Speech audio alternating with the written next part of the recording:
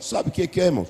Cada um de nós temos alguma coisa que precisamos abandonar, deixar para seguir ao Senhor. Eu me lembro que tinha domingo pela manhã uma atividade que eu gostava muito de estar com os amigos, jogando futebol e depois ir para o churrasco. Só que essa prática, assim que me converti, eu falei, se eu não abandonar, eu vou afundar o mar. A fúria do mar, para mim, ela não cessará. Irmão, nós estamos nessa manhã falando sobre o tema a fúria do mar. A passagem bíblica que nós lemos, ela retrata algumas consequências que foram trazidas sobre aqueles tripulantes daquele navio por conta da desobediência de Jonas, que é considerado um profeta rebelde, fujão, que vai sofrer duras consequências da sua desobediência a Deus. A Bíblia vai nos mostrar que Deus vai permitir que essas consequências ocorram, porém, em momento nenhum Deus abandonou o seu servo. Pelo contrário, Deus esteve com ele quando ele clamou ao Senhor, mesmo estando numa situação de rebeldia, fugindo da presença, da vontade e do querer de Deus para a sua vida. Há 5 coisas que queria, de forma muito breve, falar que foram trazidas como consequência, resultado daquela atitude que Jonas tomou, embarcando no navio, não para ir para Nínive, mas sim para Tarso, lugar oposto ao qual Deus o havia lhe direcionado. Então nós vamos ver que a primeira coisa que vai acontecer, irmãos, que a fúria do mar não podia ser contida pela força dos homens, ou seja, eles estavam remando, provavelmente desejando retornar para o cais e atracar novamente o navio.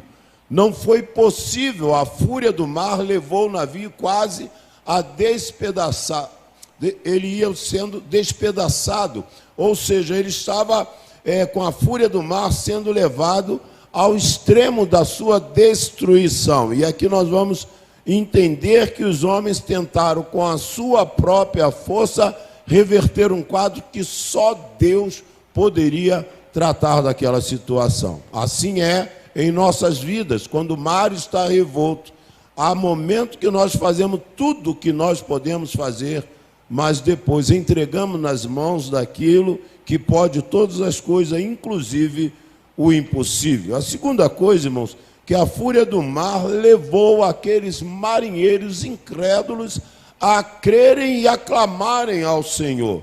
Então, o que Deus deseja, às vezes, irmãos, numa situação adversa que os servos do Senhor estiver passando, que Ele preserve a sua confiança, a sua fé, para que isso possa exercer influência na vida daquelas pessoas que durante muito tempo nos viram falar acerca de Jesus. Irmãos, a nossa fé ela é corroborada através das nossas atitudes. A fé ela precisa ser comprovada através das nossas atitudes diante daqueles que não conhecem a Deus. E aqui nós estamos vendo que a fúria do mar vai levar os incrédulos a buscarem o Senhor. Já passamos por uma situação semelhante, onde o incrédulo clamaram a Deus, entendendo que somente Ele poderia trazer para a sua vida o alívio, o socorro e a providência. A terceira coisa, irmãos, que a fúria do mar foi determinante para a decisão que eles tomaram. Chega um determinado momento que eles entenderam que o mar estava revolto pela presença de Jonas ali naquele navio. Não era para ele estar, ele foi para o porão, um homem que estava numa letargia, num sono profundo, e nem aquela situação de adversidade. Mas ele se identifica sendo servo de Deus, temia o Senhor, e que também o seu Deus é o Deus do mar e também do céu, ou seja, ele identifica que a fúria daquele mar se dá pela sua desobediência, que vai levar os marinheiros a lançar ele no mar. Parece que é o momento em que ele se identifica, arcando com as suas próprias consequências, talvez tenha sido nessa hora surpreendido pela misericórdia de Deus, porque esse homem é lançado no mar, a tempestade, irmãos, volta O mar agora está em bonança, em calmaria, porque aqueles homens entenderam que depois que fizeram tudo que eles podiam, remaram, clamaram a Deus, tinha uma decisão a ser tomada. Irmãos, às vezes algumas decisões que nós precisamos tomar em nossas vidas, ela vai custar muito caro para nós, mas é isso que vai trazer calmaria. Eu me lembro de que um casal estava vivendo um momento onde o marido estava pulando a cerca, o muro, ou seja, estava num relacionamento extraconjugal. E quando ele vai compartilhar isso, alguém fala: rapaz, para voltar à calmaria, você precisa confessar, abandonar, para que Deus traga para a sua vida novamente uma situação de normalidade.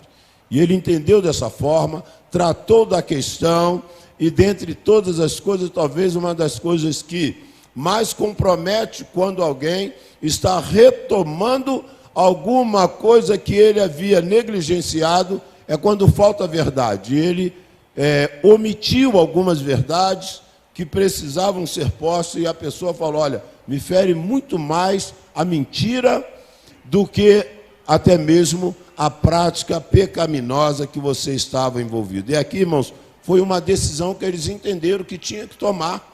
As decisões que estarão trazendo, irmãos, benefício em nossa vida requer renúncia. Moody, que é um dos maiores evangelistas do século XX, talvez tenha ganhado para Cristo 1 milhão de pessoas. Ele, quando é chamado por Deus, ele tinha um apego muito grande na atividade dele, na prestação dele de serviço no comércio. E ele vai relutar para abandonar isso. Mas quando ele abandona, Deus vai usá-lo poderosamente. Sabe o que é, irmãos? Cada um de nós temos alguma coisa que precisamos abandonar, deixar para seguir ao Senhor. Eu me lembro que tinha domingo pela manhã uma atividade que gostava muito de estar com os amigos, jogando futebol e depois ir para o churrasco. Só que essa prática, assim que me converti, eu falei: se eu não abandonar, eu vou afundar o mar, a fúria do mar, para mim, ela não cessará. A outra coisa, irmãos, que a fúria do mar conduziu aqueles homens não só a temerem a Deus, mas também fazerem votos ao Senhor. A Bíblia fala no Antigo Testamento que nós não poderíamos fazer voto de tolo, ou seja, aquilo que nós prometemos temos que cumprir. Às vezes nós fazemos isso: a partir de hoje vou estar lá sempre, a partir de hoje vou evangelizar, a partir de hoje vou ler a Bíblia, a partir de hoje, já vê se a partir de hoje que nunca começa, não é? Parece a dieta que começa sempre na próxima segunda, ou depois do Natal, depois de algum casamento, enfim.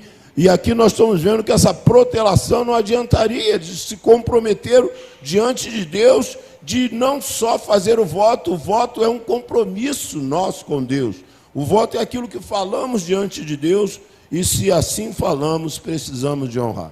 Última coisa, irmãos, vai nos mostrar que a fúria do mar evidenciou a presença e o cuidado de Deus para conosco. Sabe por quê?